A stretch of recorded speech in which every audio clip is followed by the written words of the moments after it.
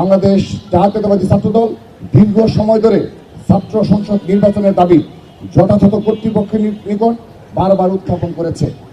24-এর গণঅভ্যুত্থানের সময়ে শিক্ষাঙ্গনে এই দাবি আরো প্রবলতর হয়েছে।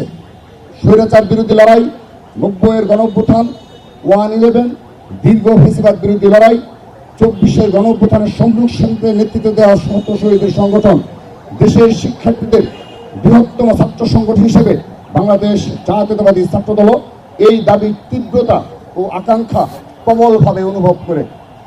এই সামগ্রিক প্রেক্ষাপটে আগামী 9 সেপ্টেম্বর 2025 তারিখে ঢাকা বিশ্ববিদ্যালয়ের ছাত্র সংসদ নির্বাচন অনুষ্ঠিত হতে যাচ্ছে।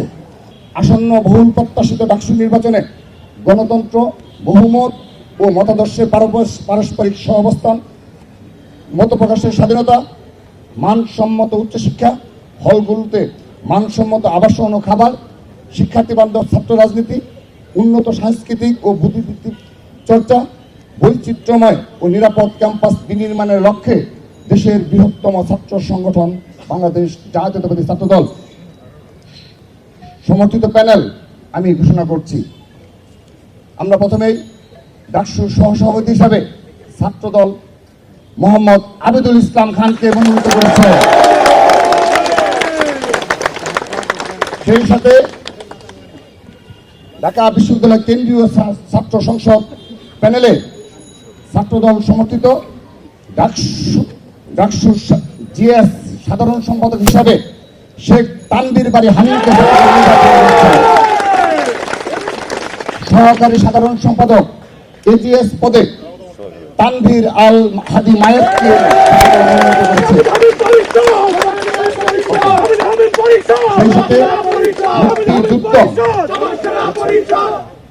সেই সাথে মুক্তিযুদ্ধ ও গণতান্ত্রিক আন্দোলন বিষয়ক সম্পাদক হিসাবে আরিফুল ইসলামকে ছাত্রদল মনোনীত করেছে। বিজ্ঞান ও প্রযুক্তি বিষয়ক সম্পাদক হিসাবে এহসানুল ইসলাম ছাত্রদল মনোনীত প্যানেলে ভোট করবেন।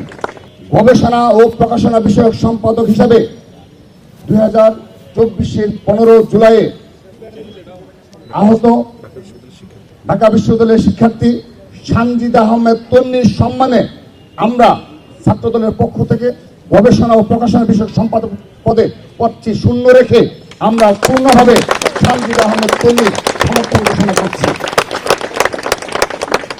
এটি আমরা জুলাই আগস্টের যে আমাদের স্পিরিট এবং চেতনা রয়েছে সেই ছাত্রদল সেই চেতনাকে ধারণ করে এবং তা সত্যিকার বাস্তবে রূপান্তর করে আমরা ক্রীড়া বিষয়ক সম্পাদক হিসাবে চিমা চাকমাকে মনোনয়ন করছি।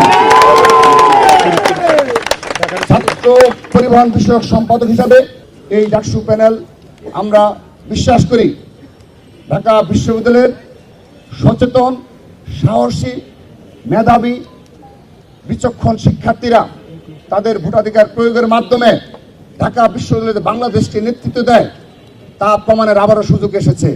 আমরা বিশ্বাস করি আমরা ছাত্রদল আজকে যে প্যানেল ঘোষণা করলাম সেটি ছাত্র সমাজের প্রত্যাশার প্রতিফলন।